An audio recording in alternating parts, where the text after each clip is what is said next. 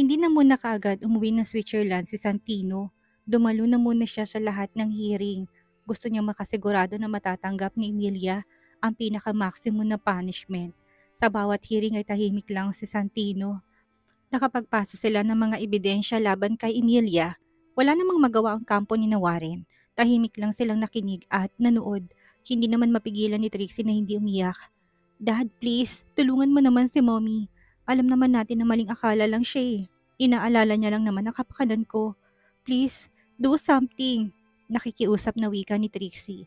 Umiling naman si Warren sa kanya. I'm sorry anak, pero wala tayong laban. Maraming ebidensya si Santino para patunayan ang mga kasalanan ng mommy mo. Kung kakalabanin ko si Santino, bubuksan niya ang inireklamo sa akin ni Mabel noon. Kung gugustuhin ni Santino, kaya niya rin akong ipakulong. Ayaw ko nang palakihin pa ang problema, sagot ni Warren. Saka siya napayuko, walang humpay ang pag-iyak ni Trixie dahil nag-aalala siya para sa mommy niya. Ilang araw pa lang tong nasa loob ng kulungan pero pansin na kagad ang pagpayat niya. Ngayon ang final hearing nila. Ngayon na nila malalaman ang hatol na ibibigay kay Emilia at hindi pangkaraniwang taong kalaban nila. Natatakot na si Trixie para sa kanyang ina. Mommy, mahina niyang usal pero simula na magsimula ang hearing, hindi siya tiningnan ng kanyang ina. Sa tuwing tinatangka niyang kausapin to, sumasama na kaagad dito sa mga pulis para ibalik sa kulungan niya. Nagsimula ng basahin ng hatol. Marami pang sinabi pero isa lang inabangan ni Trixie. Yun ay kung guilty or not guilty ang kanyang ina. The court is satisfied that the prosecution has proven its case beyond a reasonable doubt. Accordingly, the defendant Emilio Lucero is found guilty. Nang marinig ni Trixie ang salitang yun, ay tuluyang bumagsak ang balikat niya. Tiningnan niya ang kanyang ina na naka-uniform ng isang prisoner. Nakayuko lang ito at hindi malang ito tumitingin sa kanila. Mommy, Ania, alam niya naririnig siya ng kanyang ina pero hindi ito tumitingin sa kanila. What? Sobra naman yata yun, sigaw ni Trixie na malaman niya kung ilang taon na makukulong ang mommy niya. Order in the court. If you do not stop making noise, I will order you to be removed from the courtroom. I will not allow any disruptions to the proceedings. Wika ng judge dahil sa ingay ni Trixie. Hinila naman ni Warren ang anak niya para umupo ito. Daddy, 30 years. Sobra naman yata yung 30 years. Tapos iba pa yung babayaran. No! Tinakpan ni Warren ang bibig ng anak niya. Saka siya humingi ng pasensya sa judge. Pinagpatuloy naman nila ang pagbabasa. Wala nang nagawa si Trixie nang ipokpok na ng judge ang hawak nito. So ordered, wika ng judge. Saka tumayo't umalis na ng courtroom. Tumayo si Trixie at hinarap ang grupo ni Santino. Mr. Villaferte, 30 years. Sobra naman na yata yung 30 years. Wala ka na bang balak na bigyan ng second chance ang mami ko na mabuhay sa labas ng kulungan? Sa 30 years na yun, hindi kami sigurado kung buhay pa ba siyang lalabas. This is too much, galit niyang wika kay Santino. Pero blanko lang mukha ni Santino, sinalubong niyang mga mata ni Trixie. Napalunok naman si Trixie dahil ibang aura ni Santino. Too much. Hindi ba't walang kapatawaran ng ginawa niya sa asawa ko? Maraming beses niyang pinagtangkaan ang buhay niya. At alam mo yun, dahil ikaw ang palaging nakakasalo ng mga bala na dapat ay sa kanya. Maswerte pa rin ang mommy mo dahil hindi niya nakuha ang pinaka-maximum na parusa. Dahil kung ang batas ang tatanungin mo, hanggang 40 years siya pwedeng makulong. May diing wika ni Santino. Napayuko naman si Trixie dahil maging ang boss ng Santino ay malamig. Wala siyang nagawa kundi ang tumabi na lang nang umalis na si Santino. Muling tiningnan ni Trixie ang mommy niya pero wala na ito. Nangihina siyang naupo sa upuan. Paglabas ni Santino ay sumalubong sa kanya si Bianca. May hawak-hawak ng bouquet. Isang matamis ng ngiti ang sumilay sa mga labi niya. I just want to congratulate you. Nakuha mo ng hustisyang matagal mo pinagtrabahuhan. Gusto ko rin pasalamatan ka sa ginawa mo sa akin. Nakuha ko na rin ng hustisya sa pangbababoy na ginawa nila. Thank you for helping me. Nakulong na mga taong nagkasala sa atin, wika ni Bianca. Tinanggap naman ni Santino ang bulaklak pero hindi man lang niya nginitian si Bianca. Isang tao lang ang gusto niyang makita ngayon at yakapin. Walang iba kundi ang asawa niya. Thank you. I hope you'll find your happiness soon, Bianca. Formal na wika ni Santino. Ngumiti naman si Bianca sa kanya. Thank you. Paalis na rin kami ng bansa ngayon. Pabalik na rin ako ng New York. Pakisabi naman kay Lian na sana magkaibigan pa rin kami. Kapag okay ng lahat, bibisitahin ko siya. Tumango lang naman si Santino. Mauna na ako, pagpapaalam ni Santino sa kanya nilampasan si Bianca. At ang ate nito, sinundan na lang ng tingin ni Bianca si Santino. Hindi pa rin nawawalang nararamdaman niya para dito pero magaan ang puso niya. She's genuinely happy for Santino and Lian. Gusto niyang hanapin na munang sarili niya. Makapag-move on sa mga nangyari para nang sa ganun, pagdating ng araw ay kaya niya nang harapin si Lian at Santino nang hindi nasasaktan. Let's go? Pag-aaya ni Amy. Tumango naman si Bianca. Sumama na siya sa ate niya. Naiwan ng kanilang ina na pinagsisisihan ng lahat ng mga ginawa nito. Nang makasakay si Bianca sa sakyan, isang malalim na buntong hiningang pinakawalan niya. Saka siyang ngumiti. Nakulong ng mga taong binaboy siya, kaya magaan na rin ang pakiramdam niya. Aalis siya ng bansa ng walang pagsisisihan. Hindi rin talaga naging magandang karanasan ni Lian sa sarili niyang pamilya. Kaya sino ko para sirain pang kasiyahan niya ngayon? Ganito palang pakiramdam kapag tuluyan ka nagpaubaya. Masakit pero masarap sa pakiramdam, wika ni Bianca, habang nasa labas pa rin ang bintanang paningin niya. Hindi mo naman kailangan magpaubaya dahil kahit na anong gawin mo, hindi na babalik sa'yo si Santino. Pagbabara sa kanya ng ate niya, masamang tinignan ni Bianca ang ate niya dahil palagi na lang may pahabol. O siya, wala ka na bang nakalimutan? Dediretso na tayo sa airport. Pag-iiba ni Amy ng usapan para hindi na sila magtalo. Wala na. Sagot naman ni Bianca. Nang malaman ni Sonia kung sinong taong gustong pumutay kay Lian, ay lalo siyang nakaramdam ng konsensya. Hindi niya akalain na dadagdag pa siya sa problema ni Lian kapag pinilit pa rin niya na magkabalikan si Santino at Bianca. Anong klaseng pamilya bang kinalakihan niya? Handa siyang patayin para lang hindi siya maging banta sa kanila? Napapailing na lang si Sonia. Nagpapasalamat pa rin siya dahil hindi siya umabot sa ganong pag-iisip dahil kung pinursige niya talaga na magkabalikan si Santino at si Bianca, baka itinakwil na siya na anak niya ngayon. Napapabuntong hininga na lang si Sonia. Muntik din siyang mabulag at maging bingi-bingihan kapag sinunod niyang gusto niya. Napapaisip si Sonia kung matatanggap pa siya ni Lian dahil maraming beses niya itong kinamuhian dahil mas gusto niya si Bianca.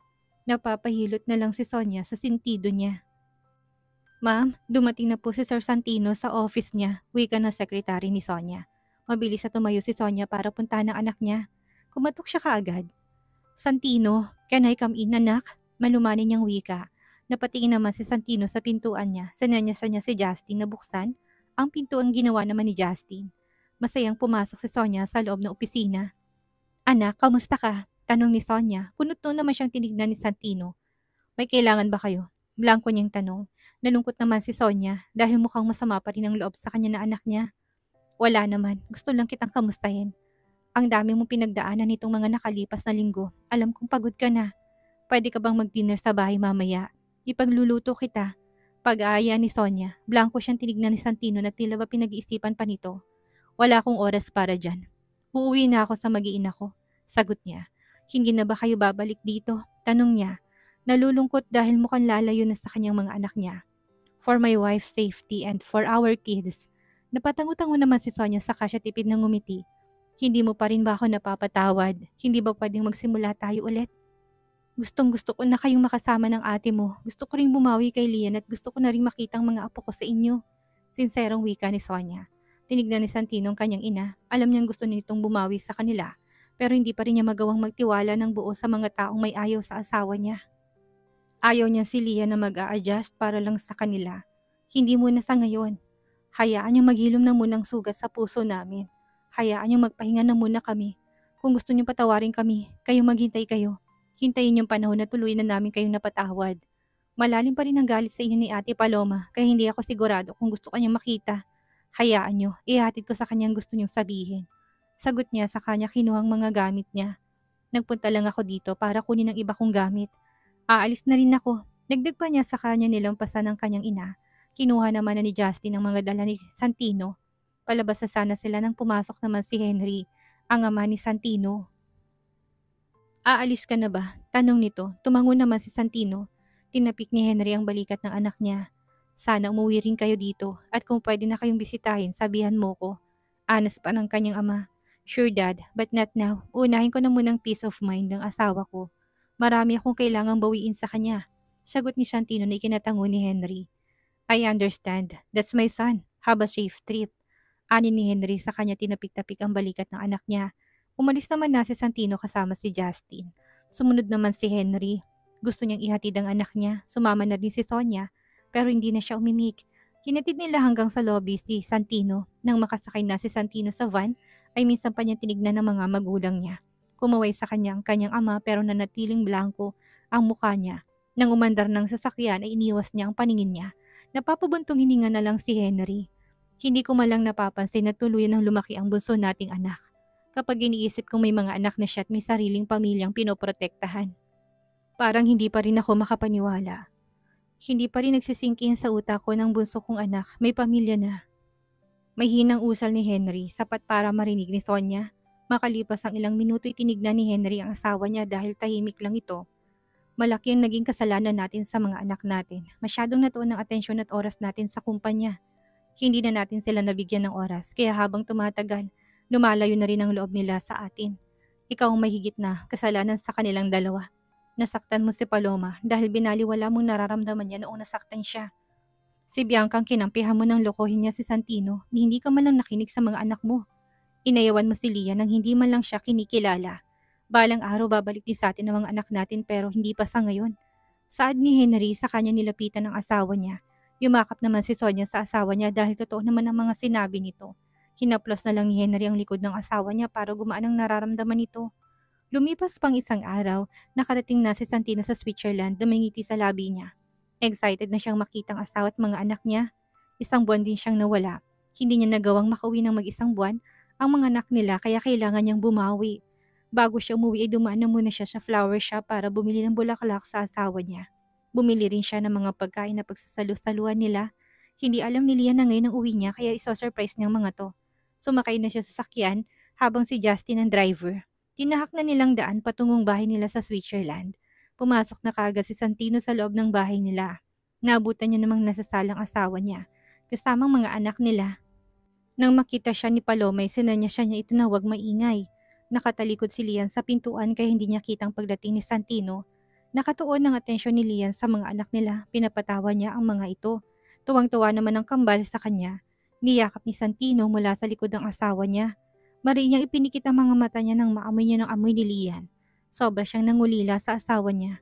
Nagulat naman sa kanya si Lian kaya bahagya itong lumayo. Nilingon niya kung sinong yumakap sa kanya at napangiti siya nang makita niya ang asawa niya. Lumapit na si Santino sa kanya, mahigpit siyang niyakap ni Santino. Nakangiti namang nakatingin sa kanila si Paloma. Alam niyang isa lang ang ibig sabihin kung bakit nakabalik ng kapatid niya. Tapos na ang laban nila sa Pilipinas. I miss you so much. Malambing na wika ni Santino sa kanya sinubsob ang mukha niya sa leeg ni Lian. Miss na miss ka na rin namin. I'm happy that you're safe.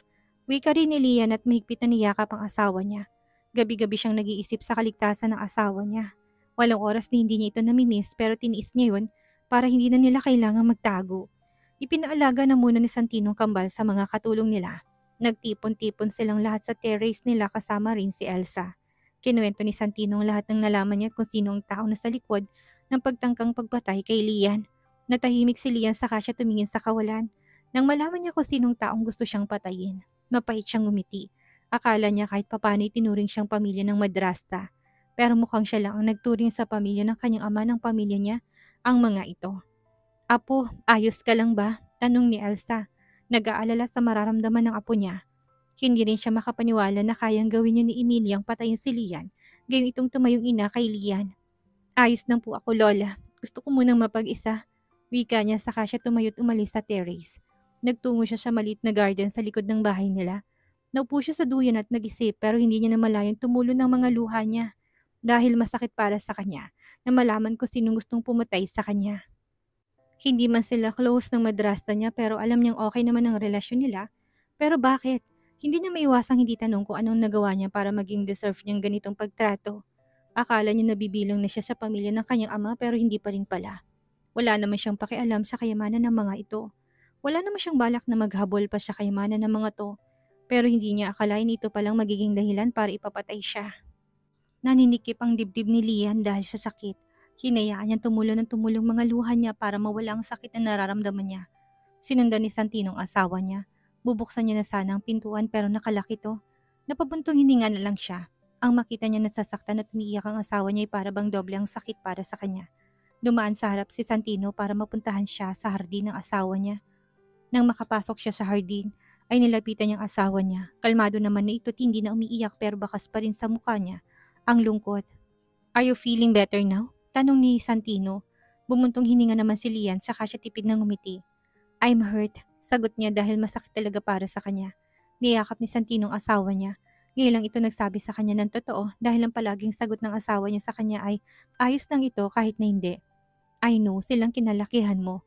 Silang nagsilbing mga magulang mo pero pagtatraidor ang nakuha mo sa kanila. Masakit man sa ngayon pero darating din ang araw na maghihilom ka. Mabuti na nabawasan na rin ng mga taong may ayaw sa'yo. Hindi mo kailangang ipagsiksikan ang sarili mo sa kanila. Nandito ako. Ako ang pamilya mo ngayon. You can trust me and I'll make you happy until my last breath. Tipid na ngumiti si Lian, kumalas na siya sa pagkakayakap sa kanya ng asawa niya. Tinignan niya ito sa kanya ito hinaplos sa pisngi. Thank you for doing your best para mahuli sila at mapanagot sa mga kasalanan nila. Nasakit man para sa akin pero wala na akong magagawa dahil ako lang naman na nagmahal sa pamilyang yun. Tama ka, ikaw ng pamilya ko ngayon. Kayo ng mga anak natin, hindi mo alam kung gaano ka nagpapasalamat na nakilala kita.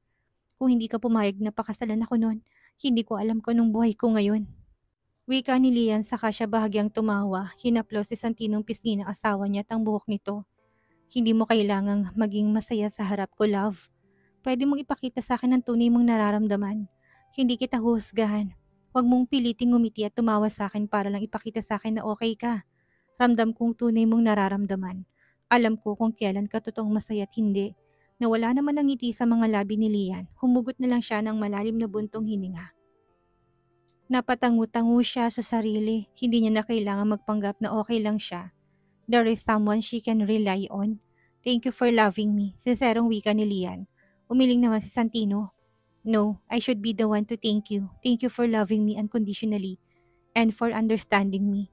Hindi ko alam kung saan pa ako makakahanap ng katulad mo. Kumbaga, you're a rare gem. Hindi mo inuunang galit mo. You want to know the truth first bago ka magalit at sobrang nagpapasalamat ako sa personality mo na yon dahil maraming beses na ako nagkamali pero inaalam mo kung totoo ang lahat bago ka magalit. Paano ba kita pasasalamatan? Ani ni Santino. Ngumiti lang naman si Lian. Gumagaan ang pakiramdam niya kapag ang asawa niyang kausap at kasama niya. Hindi akong dapat mong pasalamatan kung hindi ang Diyos na siyang nagsulat ng tadhana nating dalawa. Sagot ni Lian ay kinatango-tango ni Santino. Pasok na tayo sa loob. Miss na miss ko ng mga anak natin. Saad ni Santino, pumasok naman na silang dalawa sa loob sa kapinuntahan ng mga anak nila. Gising naman ang mga to at naglalaro. Nag-shower na muna si Santino para makarga niyang mga anak niya. Nang matapos siya ay una niya nilapitan ng asawa niya na sa kwarto nila. Niyakap niya ito at hinalikan sa labi na para bang wala nang bukas. Hinaplos ni Santino ang mga braso ng asawa niya. Nagpadala sa emosyon si Santino kaya bumaba na lang ang mga halik nito sa leeg ni Lian. Tinapik ni Lian sa brasong asawa niya. Humiwalay naman na si Santino kay Lian. Enough ba kung saan pa tumapunta? Wika ni Lian. Bahagya namang natawa si Santino. Wala naman akong balak, love. Namiss lang kita ng sobra. Wala pa rin naman akong balak na galawin ka dahil gusto kong makapagpahinga na muna ng katawan mo. Hindi pa rin ako nakakapag-vasectomy. Natatakot ako na buntis naman kita. Saad ni Santino. Bahagya na lang natawa si Lian dahil mukhang seryoso talaga si Santino na hindi na nila susundan ang kambal nila. Lumabas na silang dalawa ng kwarto. Nilapitan na ni Santino ang mga anak niya. Pinapagatas ni Paloma si Rihanna kaya si Rafael na munang kinarga niya. Tahimik lang naman si Rafael. Hello anak, Daddy's here. Namiss kayo ni Daddy. Hindi niyo ba pinahirapan ng mommy niyo? Aniya. Bahagyang nalungkot si Santino dahil mabilis na walang newborn face ng mga anak niya. Hindi niya akalain na matatagal siya ng 1 buwan sa Pilipinas. Ang bilis ng panahon, ang laki niyo na kaagad. Dahan-dahan lang mga anak, baka ilang kurap lang ng mga mata namin ng mommy niyo. Tumatakbo na kayo. Saad niya saka siya naupo, kinaway-kaway ni Santinong kamay niya sa harap ng anak niya. Nakakakita ka na ba? Nakikita mo na ba si Daddy? Wika niya. Ngumiti naman ang anak niya na ikinatawa ni Santino dahil ngayon niya lang nakitang ngumiti ang anak niya. He smiled. Tuwang-tuwa niyang wika habang tumatawa. Marunong na ngumiti ang mahal ko. Nakakatanggal naman ng pagod ang ganyang ngiti. Dagdag pa niya. Nakatingin lang naman si Lian sa kanila. Bihira pang ngumiti ang mga anak nila dahil 1 buwan pa lang naman ang mga to. Pero kapag ngumingiti sila'y matutuwa ka talaga. Tapos ng banta sa buhay niya, hindi na nila kailangan magtago dahil nakakulong ng may sala. Tipid na ngumiti si Lian, masakit man para sa kanyang malaman nang madalas na niyang gustong pumatay sa kanya. Masaya naman siyang malaya na sila ngayon. Wala nang takot at pangamba na iisipin para sa kaligtasan.